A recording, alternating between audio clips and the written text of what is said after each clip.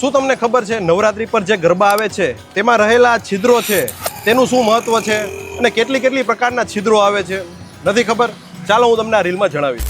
રાજકોટ અને સૌરાષ્ટ્રમાં મુખ્યત્વે 27 છિદ્રો એટલે કે 27 કાણાવાળા ગરબાઓ આવે છે, જે 27 નક્ષત્રોનું પ્રતીક દર્શાવે છે.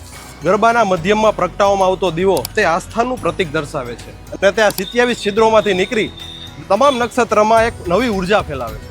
અને હા, માત્ર 27 છિદ્ર નહીં પણ 9 છિદ્રવાળો ગરબો આવે છે, 9 દુર્ગાનું પ્રતીક. 12 છિદ્રવાળો ગરબો 12 રાશિઓ અને વર્ષના 12 મહિનાનું પ્રતીક છે. 18 છિદ્રવાળો ગરબો ભગવદ્ ગીતાના 18 અધ્યાયોનું પ્રતિનિધિત્વ કરે છે, જ્યારે છેલ્લે 52 છિદ્રવાળો ગરબો તે 52 શક્તિપીઠનું પ્રતીક છે. પર સૌથી પ્રાચીન અને લોકપ્રિય આ 27 છિદ્રોવાળા ગરબા છે.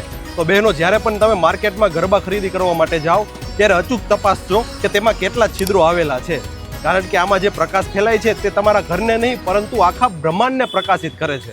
આવા જ વિડીયો જોવા માટે વોઇસ ઓફ ડે સાથે જોડાયેલા રહો.